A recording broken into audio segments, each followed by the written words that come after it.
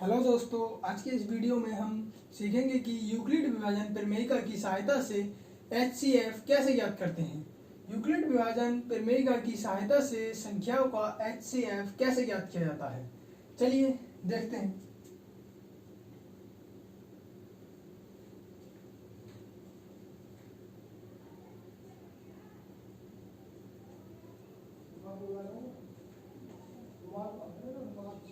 तो 135 और 225 का HCF ज्ञात करना है हमें यूक्लिड विभाजन प्रमेयिका की सहायता से। देखिए,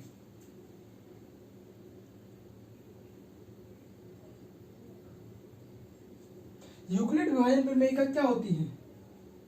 A is equal to V Q plus R. ये जहां पर A और B जो हैं, हमें जो संख्याएं दी हुई हैं वो वाली संख्याएं हैं। A और B, ध्यान दीजिएगा दोस्तों, जहां पर A और B जो हैं, इस सूत्र में A और B जो है वो हमें दी हुई संख्याएं हैं। अब यहाँ पर A किसे मानना है और B किसे मानना है, तो A जो है वो दोनों में से दी गई बड़ी वाली संख्या को हमें A मानना है और दोनों में से दी गई छोटी वाली संख्या को B मानना है दोस्तों। तो देखेंगे, और बाकी एक ऐसी संख्या से B में ऐसी संख्या से गुणा करनी है जिससे कि A के बराबर हो जाए, जिससे कि संख्या A के बराबर हो जाए, लेकिन ज्यादा ना हो, B में ऐसी संख्या से गुणा करनी है। क्यों क्या है? क्यों एक ऐसी संख्या है, हमें अपनी तरफ से एक ऐसी संख्या से गुणा करनी है जिससे कि संख्या A के बराबर हो जाए, लेकिन A से ज्यादा ना हो, A से ज्यादा नहीं हो, लेकिन इसके बराबर हो जाए। तो देखते हैं, आइए सवाल में आपको समझाने की पूरी कोशिश की जाएगी। यहां पर हो सकता है कि आपको थोड़ा कम समझ में आया हो।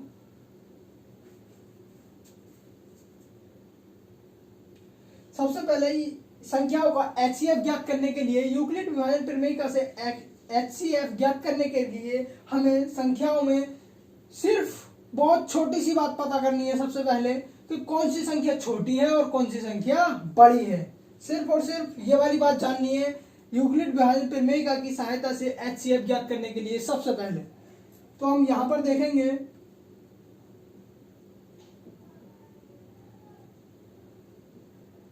एक 135 छोटा है 225 से। इसका मतलब है दोस्तों कि 225 बड़ा है और 135 छोटा है। तो चलिए अब हम यहां पर लिखेंगे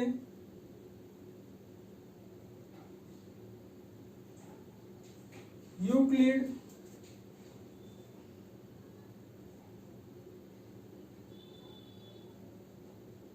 विभाजन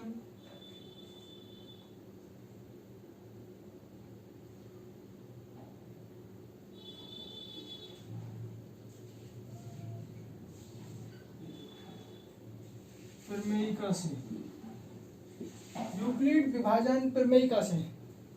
देखिए, तो हमने बताया अभी आपको कि बड़ी संख्या A के स्थान पर रखनी है और सूत्र क्या था? A is equal to V Q plus are.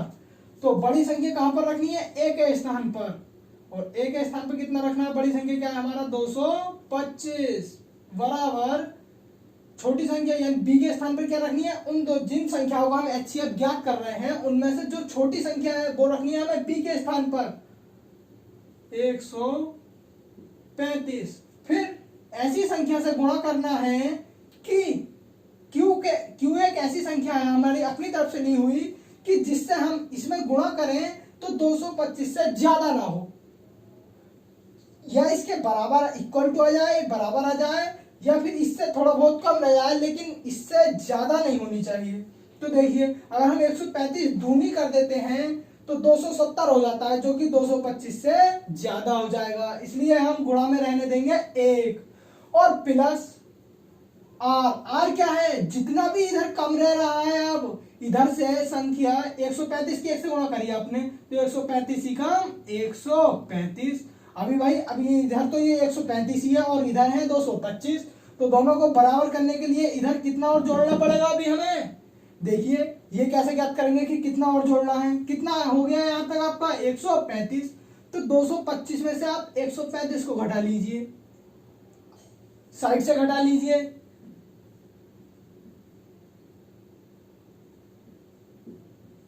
5 में से 5 गया 0, 12 में से 3 गए तो 9, और 2 में से यहां से हमने दहाई ले ली थी इधर को, इसलिए यहां पर क्या बचा 1। और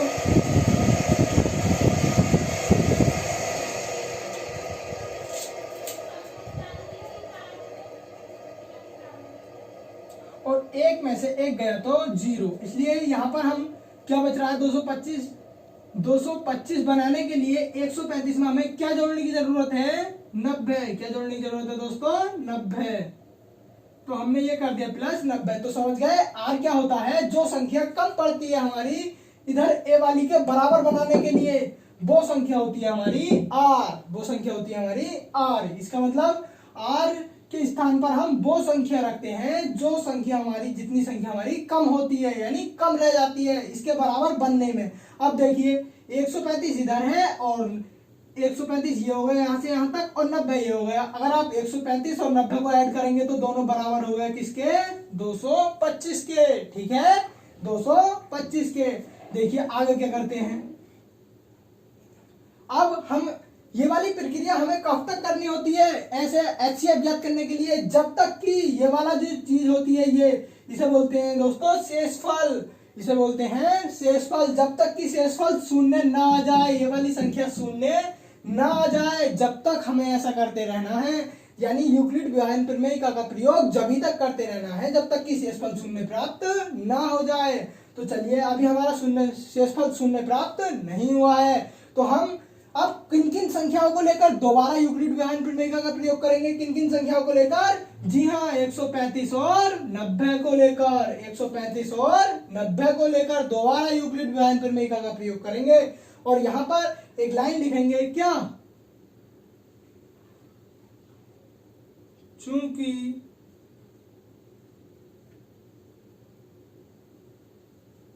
शेषफल शून्य प्राप्त नहीं हुआ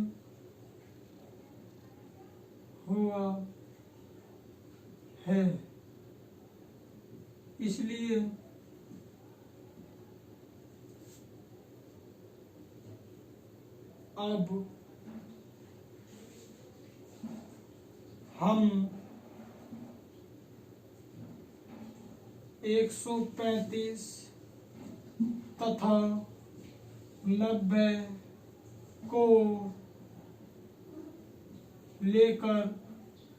अब हम 135 तथा 90 को लेकर दोबारा यूक्लिड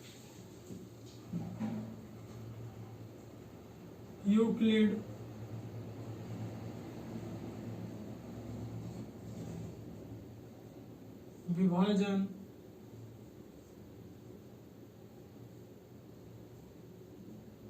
प्रमेयिका का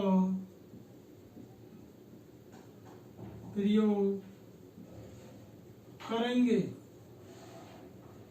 देखिए दोस्तों शेषफल शून्य प्राप्त नहीं हुआ है, इसलिए अब हम 135 तथा 90 को लेकर दोबारा यूक्लिड विभाजन प्रमेयिका का प्रयोग करेंगे। तो देखिए फिर से बिल्कुल वैसा ही करना है। अब की बार इन दोनों में बड़ी संख्या कौन सी है 135। कौन सी है 135। और बराबर छोटी संख्या कौन सी है 90। छोटी संख्या कौन सी है 90। अब फिर से वही बी की गुणा, दो संख्याएं रख दी हमने, अब यानी गुणा में लगाना है कुछ ना कुछ। गुणा में कैसी संख्या लगानी होती है, गुणा में ऐसी संख्या लगानी होती है कि इससे ज्यादा ना हो संख्या, चाहे कम रह जाए। तो 9 दूनी 18 यानी कि 180।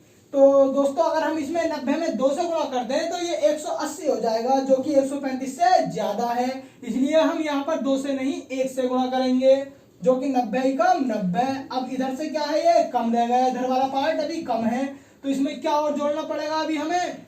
90 में हम कितना जोड़े कि 135 के बराबर हो जाए दोस्तों 45। कितना 45। तो अब हमने 90 में 45 और जोड़ दिया, तो ये दोनों साइडें कैसी हो गई हैं बराबर। ठीक है दोनों साइडें कैसी हो गई बराबर हो गई हैं। अब देखिए शेषफल अभी भी हमारा शून्य प्राप्त नहीं हुआ है, इसलिए अब हम फिर से दोबारा बिल्कुल सेम टू सेम ऐसी ही लाइन लिखेंगे और यहाँ पर संख्या चेंज कर देंगे। सिर्फ यहाँ पर संख्या चेंज कर देंगे। आपका कौन कौन सी संख्या लेंगे? 90 और 45। आपका कौन कौन सी संख्या लेंगे? 90 और 45। तो देखिए दोस्तों, अब ये वाली लाइन आपको ऐसी लाइन खुद लिख लेनी है। यहाँ पर एक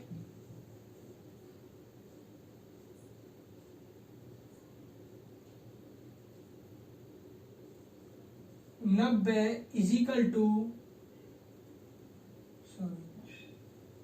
90 इजिकल टू 45 मल्टीप्लाई बाय 2 और प्लस, देखिए 90 बराबर 90 और 45 को लेकर हमने दोबारा से किस चीज का प्रयोग किया? यूक्लिड विभाजन प्रमेय का प्रयोग किया। तो बड़ी संख्या इधर फिर से वही, जो ए के स्थान पे बड़ी संख्या रखी जानी है भाई, और बी के स्थान पे छोटी संख्या रखी जानी है, और गुणा में क्यू के स्थान पे ऐसी संख्या रखी जानी है जिससे कि संख्या इधर वाली जो है वो ज्यादा ना हो जाए इधर वाली से, यानी दोनों या तो बराबर हो जाए या फिर कम रह जाए इधर वाली, लेकिन ज्यादा नहीं होनी चाहिए। तो अब देखिए 45 की मल्टीप्लाई हमने 2 से की तो कितना आ गया? 90। इसलिए हमने यहाँ पर 2 से मल्टीप्लाई कर दी है।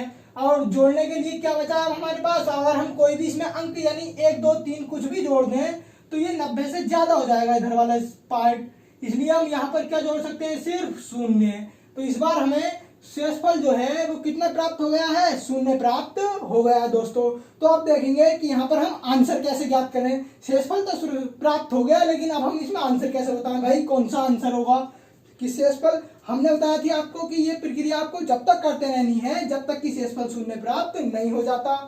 तो अब देखेंगे कि इसमें आपको उत्तर कैसे बताना है।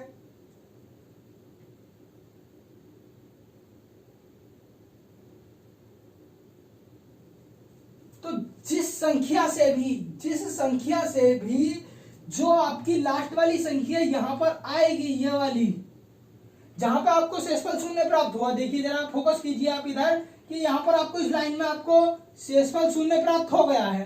तो अब आप कैसे बताएं कि जो हमारी शुरू में तो संख्याएं ही, इनका मासा क्या आया?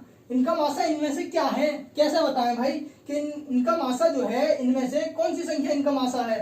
तो देखेंगे कि जो संख्या आपकी बी के स्थान पर होगी, और जिस लाइन में, कौन सी लाइन में देखना है? जिस लाइन में शेषफल शून्य आया है उसी लाइन में देखना है। जो संख्या आपकी बी के स्थान पर होगी वही संख्या आपकी दी गई संख्याओं का मासा होगी, वही संख्या आपकी दी गई संख्याओं का मासा होगी। तो देखिए लिख देंगे, अतः